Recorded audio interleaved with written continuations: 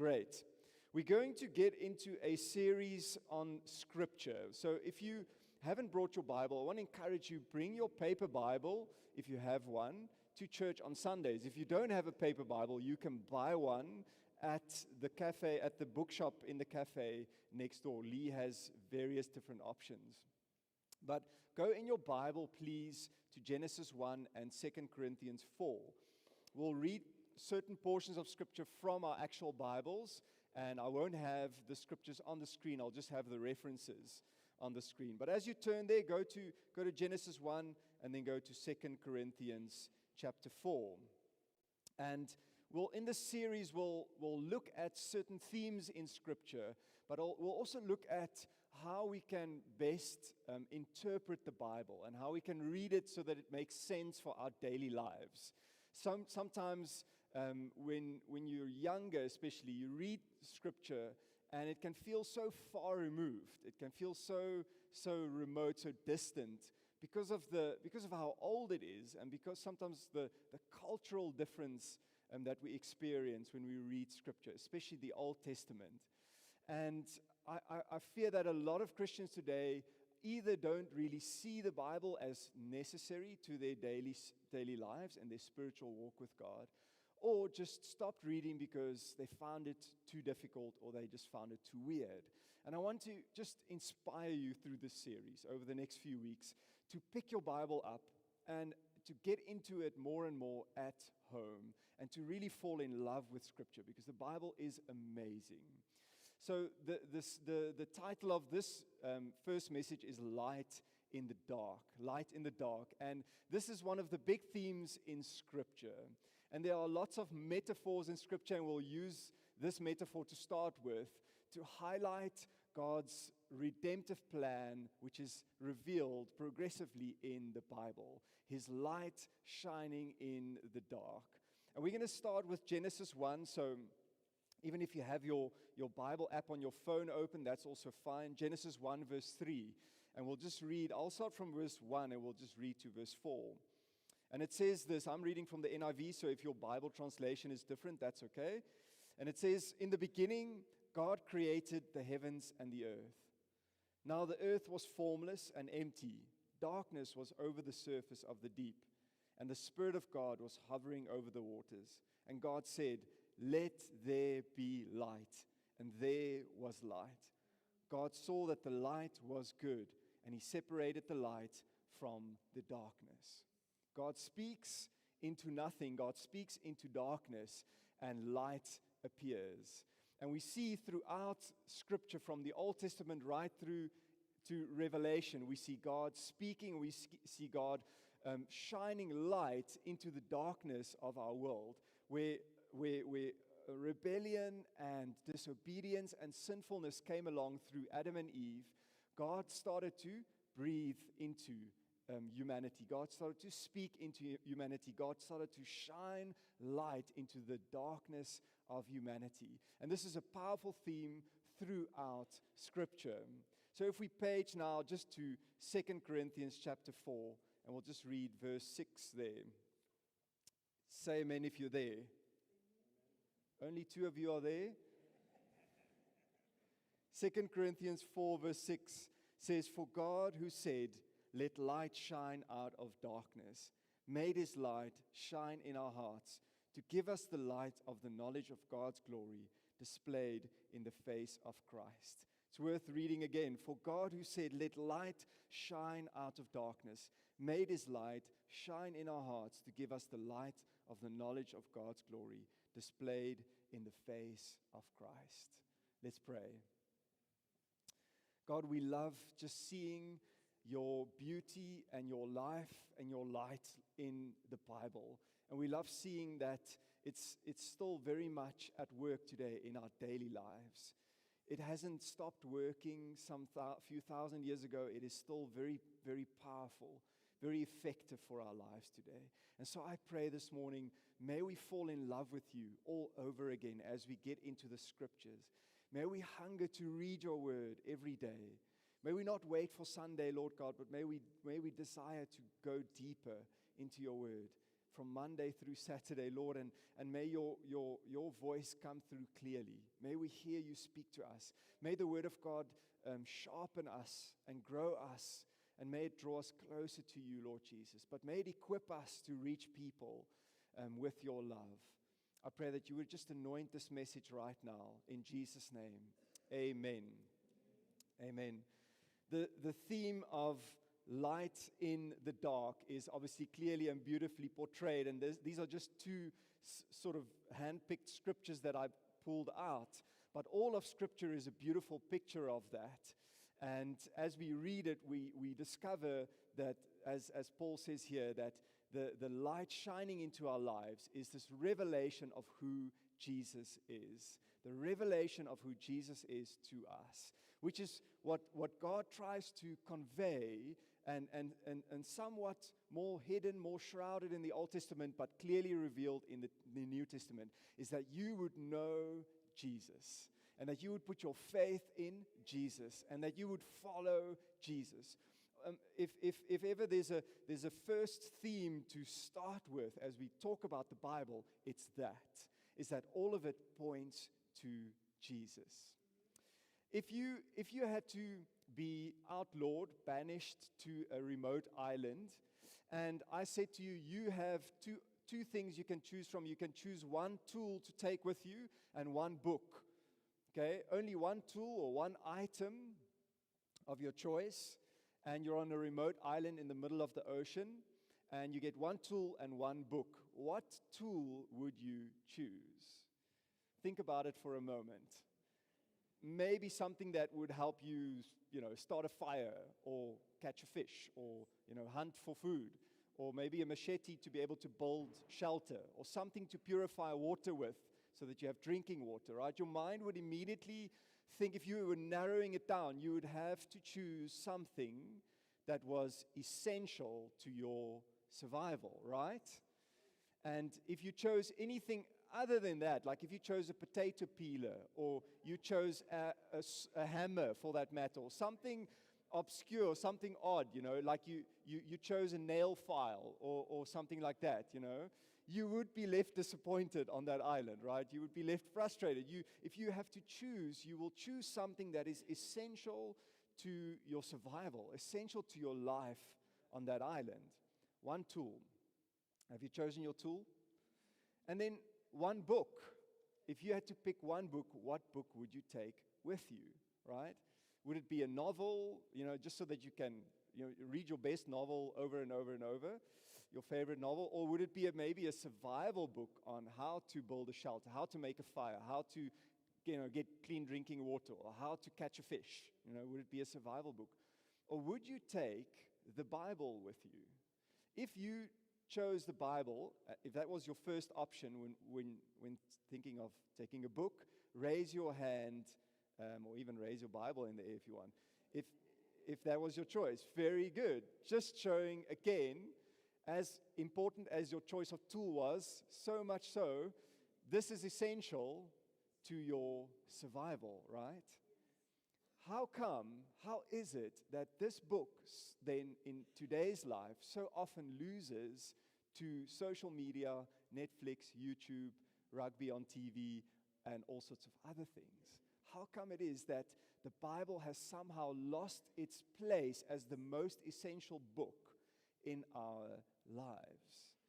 And this is something that I sense is urgent on the heart of God, is that the church would reclaim their love for the Scriptures, and that we would push through the barriers of what sometimes seems confusing or even conflicting, contradictory, that we would push past the historical distance and the cultural distance and some of the challenges that we face when we read the Bible, because I know a lot of Christians get hung up on these things, and that we would discover once again the light shining out of the pages of Scripture to not only illuminate the darkness in our own lives, but to help us to shine a light in the darkness of the world that we live in. Because God is not all about just shining a light in your life. He is, and He wants to, but He also wants to shine a light in your life through the Scriptures so that you can be a light in the world around you. We are not called to just be isolated islands, individuals enjoying the blessings and the beauty of God and of His Word for ourselves. We are given those beautiful things in order to share them with others. And in fact, I think one of the main reasons that a lot of Christians don't read the Bible during the week is because they have no outflow for the Bible during the week. We'll talk more about that in the application this morning. But this is so crucial for us. And if I think back to one of the darkest times in my life, I went to work in the Netherlands after school. And I was away from my family. Growing up in a Christian home, I was always surrounded by the Word. I was away from my church. I had grown up in kids' church and youth, and I had known Sunday sermons, and I had known Bible stories. I was away from all of that. Thank goodness I had actually packed my Bible. And I was in that environment in the Netherlands, a very secular environment where you just did whatever felt good. If it felt good, it had to be good. That's kind of the motto in that secular culture. And I was surrounded by a bunch of other guys, and we shared a house together, and we would drive to work every day, and we would spend a lot of time together. And all of those guys, they pretty much didn't know God, or some of them pretended to, but they really didn't know God. And their goal actually on that work trip was just to try everything. So every kind of drug, every kind of psychedelic, every kind of thing, and they would smoke the place up and then invite me to come and join them, which I declined politely. But I was in this, I had been plunged into this dark environment, and often negative, often just a lot of anger and a lot of conflict that arose between these guys. If you put a bunch of strange people together in a house, conflict is bound to arise at some point. And I found myself in a dark place, and I reached for the Scriptures. I never realized until that moment how much I needed the Word of God in my life. And it became the light in my darkness, and I began to read it. I began to consume it. I would just read entire books at a time. I had often weekends with nothing to do, so I would just consume it. And there was no YouTube, to watch a sermon from a church at home. Or there wasn't the internet like it is now. We didn't have the digital access to the Scriptures like we have now on our phones. In 2003, it was paper, but something awakened in me, and perhaps the realization that we need to have is how dark the world is that we live in. And also perhaps the realization, the darkness that often still dwells inside of us, and how much we need the light of God's Word to shine on that. And I love how the psalmist writes in Psalm 119, verse 105, he says, "Your word is a lamp to guide my feet." On the next slide. "Your word is a lamp to guide my feet and a light for my path." The Word of God has a twofold sort of approach in our lives. Firstly, it's a lamp to show us where to tread, so we don't step off the edge, or we don't step into a trap, or we don't step into a pothole. It is there to warn us and to show us where it's good to tread, where it's dangerous to tread, where it's safe, where it's not safe. So it has a direct application and a direct impact on the way that we live our lives every single day.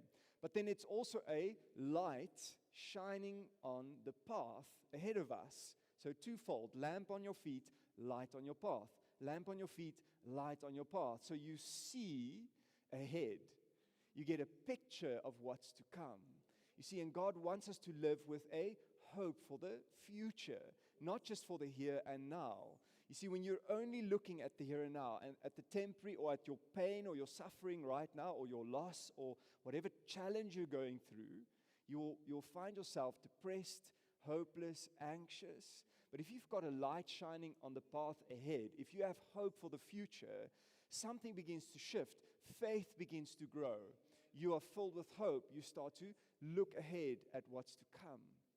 So the Scriptures are designed to do that. And the light of God's Word hasn't dimmed over the years. This is the beauty of Scripture. It was written over a period of 1,500 years. That is a long time. And it is so ancient, and somehow the light of Scripture has not lost its brightness. It hasn't dimmed. It is still as bright as when it was first written. It is a remarkable, it's a miracle that the Bible has made it this far. And only by the grace of God, only by the providence of God, only by the hand of God has it made it to you where you are here in 2026. In your language, it is written translated in about 2,000, more than 2,000 languages worldwide. It has reached people groups in virtually every continent. It is still the world's #1 best-selling book, right? They've taken it off the New York best-selling list because it's always at #1. Millions of copies are sold every year. On the Bible app, the YouVersion app, more than 1 billion have been downloaded. It is a remarkable book. Why? Because it hasn't lost its power, hasn't lost its edge.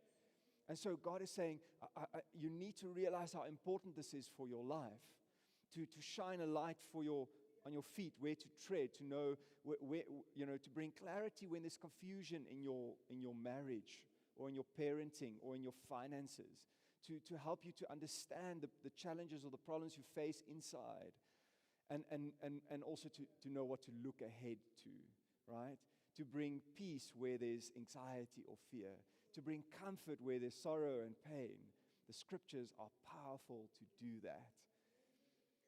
And I think something that we need to understand about the Bible is that when we read it, is that it is very much a progressive story of God's redemptive work in humanity.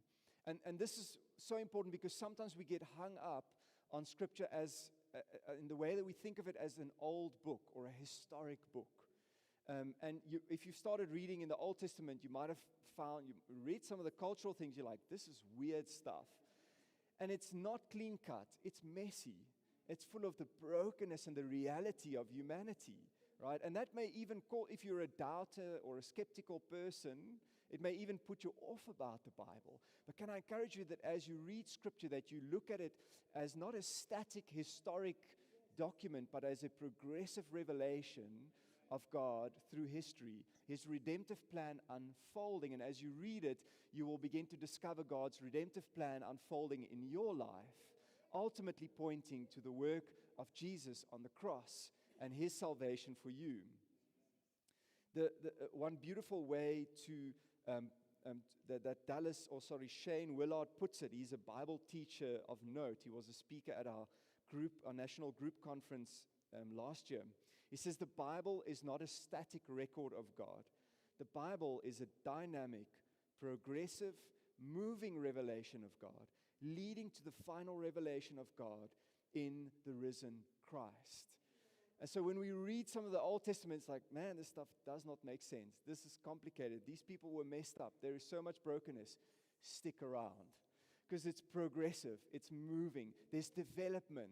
And I love that God doesn't come and just write this perfect book, with a perfect, sort of beginning and an ending, with all the things just nicely lined up, without a single seeming contradiction, nothing's, God doesn't do that. He comes along and he breathes into the broken, fallen story of humanity, right?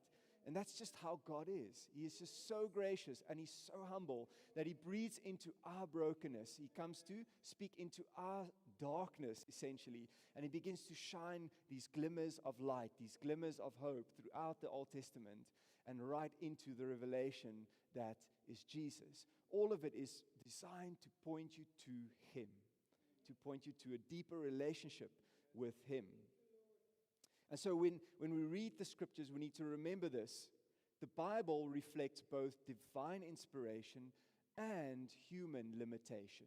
The Bible reflects both divine inspiration and human limitation. So let's just start with that first part, because that's important. Divine inspiration basically just means that God breathed into the Scriptures. He inspired it. So He didn't dictate every single word on these pages. He didn't, give a manuscript from heaven to the authors, but He did breathe into it, and He inspired it. think of it as if you've ever sung a beautiful worship song. Like this morning, we sung a few beautiful worship songs. And the author of that song, likely wrote those words given the language that they wrote it in. They're obviously English-speaking people that wrote the songs. They had a certain set of chords to work with. Maybe they played a guitar or a keyboard. They had the context that they wrote it into. Take the song "I Speak Jesus," from the band called Here Be Lions. Speaking over depression and a number of other things. Likely things that this author or the musician, context they were familiar with. But when you sing the song, you don't really think necessarily about all those things. Something about the song moves you, right? Something about the song is inspiring, amen? Something about the music is something that draws you to God, right? It raises the level of faith in your heart. Why is that? Because it was inspired by the Holy Spirit. Those songs were written, and they were written by broken people like you and me, but God breathed into it. And so there's something powerful about it. It's a limited song. It has a few verses. It has a chorus and a bridge and so on. But there's something inspiring about it. And so too, with the scriptures, it was divinely inspired, but it also reflects human limitation. Paul writes to Timothy in 2 Timothy 3, verse 15 to 17, if you'll go there on the next slide, you have been taught the Holy Scriptures from childhood, and they have given you the wisdom to receive the salvation that comes by trusting in Christ Jesus. All Scripture is inspired by God and is useful to teach us what is true and to make us realize what is wrong in our lives. It corrects us when we are wrong and teaches us to do what is right. God uses it to prepare and equip His people to do every good work. You might read that and go, whoa, I didn't grow up with the scriptures like Timothy from childhood, right? I want to encourage you, if that's your situation, then it's not too late to start. It led to the wisdom that Timothy needed, the revelation of the salvation of his soul, the revelation of who Jesus is. And then Paul says, all of Scripture has been inspired by God to lead us to that kind of life, to lead us to the life that is in Christ Jesus, to be equipped and prepared for every good work. You see, when we are not in the Scriptures, we are not being equipped. We're not being prepared. We're not doing the good works that Jesus has called us for. And so when we go to the Scriptures, we see they are inspired, and they are inspired for a purpose, and they are inspired to draw us towards Jesus. Amen? I hope that inspires you. I hope that makes you excited about getting into the Scriptures. And it would have just been another book. It would have just been another history book, with a bunch of stories, had it not been for the inspiration of the Holy Spirit with those authors who wrote. You can think of it like a painting. If you have a beautiful painting, but there's no famous signature at the bottom, then the value of the painting really isn't that much. But when there's a painting, even if it's just an okay painting, like we went to the Van Gogh Museum in the Netherlands, Yanni and I looked at some of those paintings, and I'm not an art critic, but I'm like, I'm sure my kid could have drawn that. But it has Van Gogh at the bottom, and now it's worth bazillions, and people hang it in a gallery and shine lights on it, And I'm not bashing, modern or ancient art or modern art or any of it. Art is I know it's perspective and all that, and I'm not here to give a lesson on that. And I've learned to appreciate art, really I have.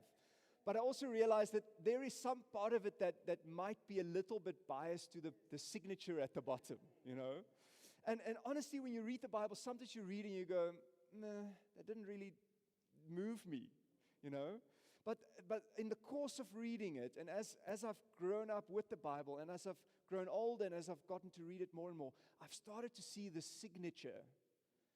In the midst of the brokenness, in the midst of the chaos, and the weird parts of, if you've read some weird passages, you'll know what I mean in the Bible. In the midst of that, you're like, that's odd.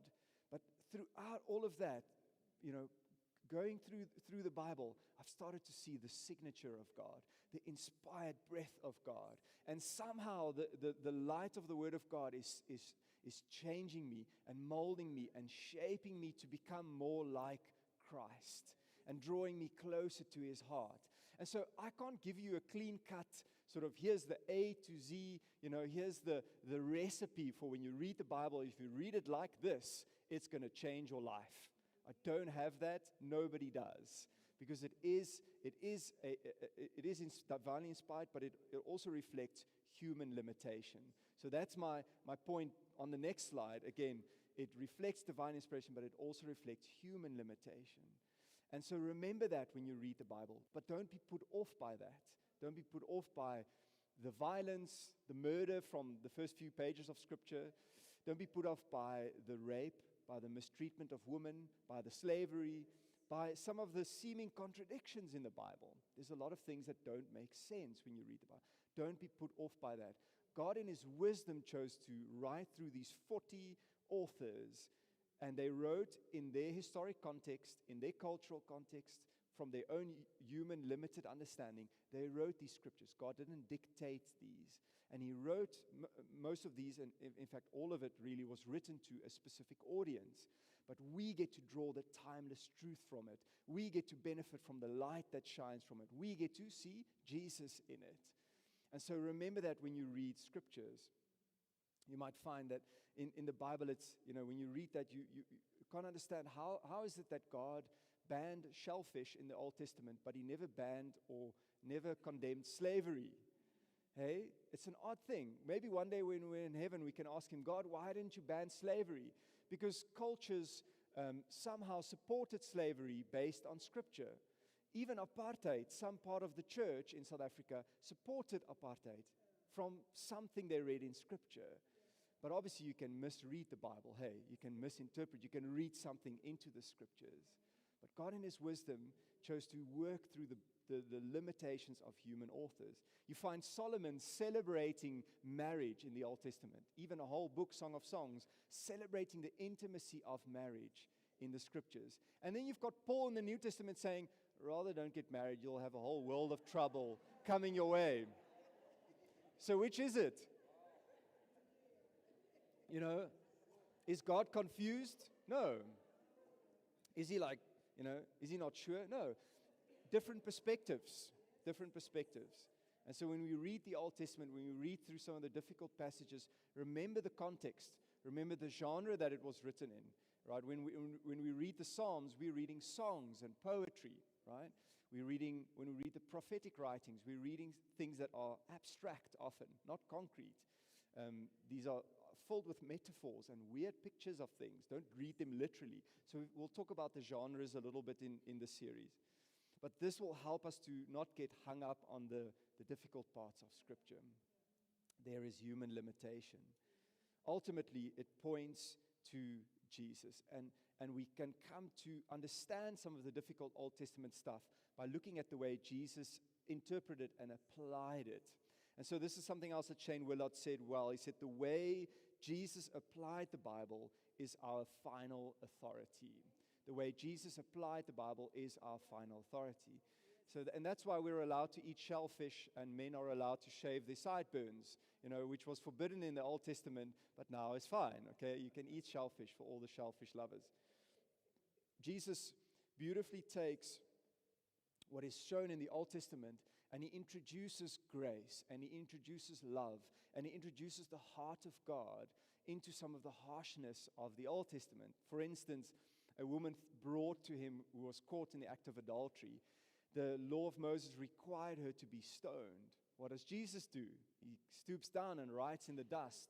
We don't know what He writes, but something in that, must have moved the crowd that were picking up rocks. And then He said, he who is without sin cast the first stone, right? Pointing to their hypocrisy, pointing to a better way, pointing to love and mercy, pointing to grace. Jesus' application, Jesus' interpretation of Scripture is our final authority. So you don't need to get hung up on, should we eat pork? The Bible forbids us eating pork. No, you can have your bacon and your pork sausages as much as you want. Why? Because Jesus came to declare all food clean. He came to declare it clean. I won't say all food is equally good, but all food is clean, right? You're allowed to eat it. I'm not a particular fan of oysters, for example, but maybe you are. The Bible points us to Jesus. This is an important point to remember as you read Scripture. That's on the next slide. The Bible points us to Jesus. And as we read the Bible, we can actually begin to see from the Old Testament, it begins to foreshadow Him. And just taking the first 5 books of the Bible, this is known as the Torah, and this is the 5 books that Moses wrote. We see even there, Jesus is foreshadowed in several ways. Let's start with Genesis, for example. Jesus is foreshadowed as the offspring of Eve, who will crush the serpent's head. The ram that takes Isaac's place on the altar. Remember, God sends Abram to sacrifice his son Isaac, and then sends a ram in the place. And the one through whom all nations will be blessed. You might remember Ephesians 1 verse 3. We have been blessed with every spiritual blessing in the heavenly realms through Christ Jesus. So He is the fulfillment of that early blessing. Through Him, all the nations will be blessed. The next book, the Israelites leave Egypt, Exodus. In Exodus, Jesus is foreshadowed as the Passover lamb whose blood protects us from judgment. The bread from heaven that sustains us, and the rock struck in the wilderness that gives living water. This whole journey of Israel and the people of God moving, with God, becoming His people. It all begins to show us who Jesus is and who He will be. Even if they didn't really see it, we can see it there in the Scriptures. And it's beautiful. Even Jesus comes along and He's born, and Joseph and Mary flee for their lives, but also for Jesus' life. Where do they flee to? Anyone? Egypt. They flee to Egypt. And He comes to almost to show the progression and how He has come to fulfill these Scriptures. He flees to Egypt. Later on in His life, Jesus comes before He starts His earthly ministry, and He's baptized in the Jordan River. And then He comes out of the water, and then He does something strange. He goes into the wilderness for exactly 40 days. What happens after Israel leaves Egypt? They go through the Red Sea, and then they spend 40 years in the wilderness before they go into the Promised Land. Who takes them into the Promised Land? A man by the name of Joshua. His Hebrew name is Yeshua, the same original Aramaic Hebrew spelling as Jesus. Displaying the movement, right? All the way into the Promised Land. It all points to Jesus. And I'm not smart. I didn't figure this stuff out. I just learned this from other cool Bible teachers. So don't quote me on it. Other people have figured this stuff out. And it's amazing. And then in Leviticus, Jesus is foreshadowed as every sacrifice and offering, the spotless lamb, the scapegoat, the high priest, all pointing to the one who would make final and complete atonement for sin. All those sacrifices, all those animals that were sacrificed for sins. Ultimately, eventually, to one animal per family, God progressing that gradually, one animal per family per year, pointing ultimately to the one person who would be sacrificed for all of humanity. His sacrifice sufficient for everyone for all time, for all sins ever committed. See the progression, see the development. That's why God's word it's not static, it's a development, it's a progressive movement of God's revelation, culminating in Jesus Christ. And then in Numbers, Jesus is foreshadowed as the bronze serpent lifted up on a pole. Remember John chapter 3, verse 14 and 15 and 16? Just as Moses lifted up a bronze serpent on a pole, so Jesus said, I will be lifted up, so that all who believe would not perish. And then he's the bronze serpent lifted up on a pole, just as Moses lifted it up, so that all who looked would live. The Son of Man would be lifted up on a cross, so that all who believe would not perish. And then Deuteronomy, the 5th one, Jesus is foreshadowed as the prophet greater than Moses that God promised would come, the one who would not just deliver God's words, but perfectly fulfill them and lead His people into their true and lasting inheritance. Jesus standing in Matthew 17 on the Mount of Transfiguration. Who appears with Him? Moses and Elijah. Moses representing what? The law. Elijah representing what? The prophets. Jesus came to fulfill the law and the prophets. God says, this is my son, shining bright light over him, and He says, listen to him. He says, all culminates in Jesus. It all points to Jesus. Another beautiful and very interesting thing I learned even just this week was that Moses asked two things of God when he was traveling through the wilderness. He asked God when he was on Mount Sinai, show me your face, show me your glory. And I said, I can't show you my face. No one can see my face and live. So he puts his hand over him while he's hidden in the cleft of a rock. And he passes by and he just sees God from behind. And then later, Moses says, please let me come into the promised land. And God says, no, you've disobeyed me. He struck the rock out of his own efforts. He didn't obey God, and he was not allowed into the promised land. Standing with Jesus and Elijah, Moses is standing in the promised land. And whose face is he looking at? The face of God. The face of God. The glorified Jesus on the Mount of Transfiguration. How cool is that? Even there, God is just showing how the progression, of the light of Jesus coming about in people's lives. Even though they had been dead for thousands of years, God is like, cool, I'm going to answer Moses' prayer. A bit late, but nevertheless, he answers his prayer, right? See the beauty of God's work in the Word of God. And I know these are like obscure things that you might not see right away. When you just read the Bible, you don't pick up on these things. But I hope it inspires you to get into it, not to find little nuggets, but to see, to let the light of God's Word shine into your life. You may not have the same story as Moses or Abraham or Elijah, but God has your story already figured out. And he wants you to get into the scriptures so that you can make sense of that story. So you can make sense of who Jesus is. Amen. I want to leave you with an application. And as I said in the very beginning, when we have an outflow for the Bible, when we have an outflow for scripture, that's when we really start to read it. When it's good for myself to read it for yourself, to grow and to be equipped for every good work. But when you start to read it so that good works can come out of you, that's when you start to read. Purely by the fact that I'm teaching and sharing devotions and going all over the place, more and more I find myself needing to read the scriptures, not just for my own growth, but also so that I am ready to share God's word. And one of the reasons I believe a lot of Christians don't read the Bible is because there's no outflow. I want to give you a challenge. Here's the application on the next slide. Read scripture and share it with others to encourage them. No Bible bashing, no preachiness, okay, because that can put people off. Read scripture and trust God for a passage or a verse or something that you can use to encourage your wife, your husband, your children at bedtime, your colleague at work, your family on their WhatsApp group or whatever. Read scripture and say, God, I want to be a source of encouragement.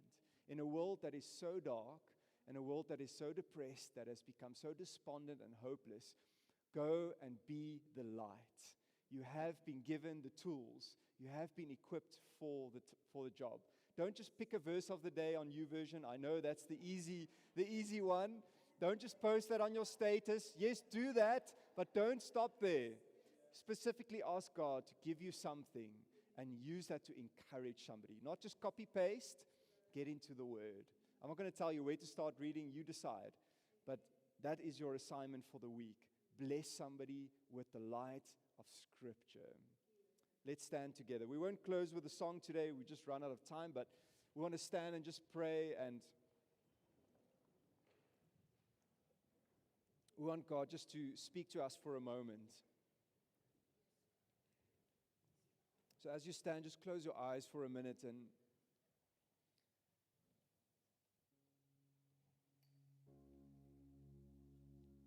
just ask God this one question. Just say, God, what are you saying to me right now through this message? What are you speaking to me about this morning? Because God's voice is personal.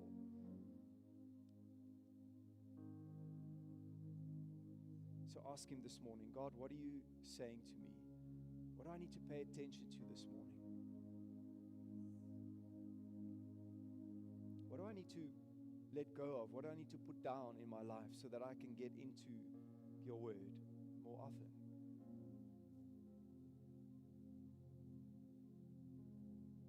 What part of my life are you wanting to shine a light on through the scriptures? God, we thank you for your word and that it points to Jesus, that your word points to hope and life.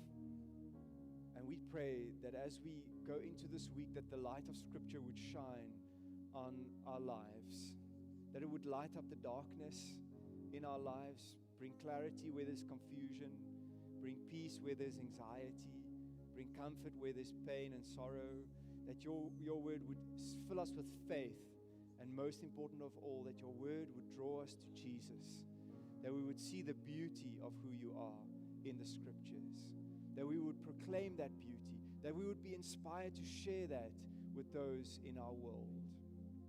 Would you inspire us to do that, Lord, we ask? And would you breathe on the Scriptures as we read it, Lord God? Would you bring it into our lives and make it personal, make it real to us, Lord Jesus? I thank you for that right now.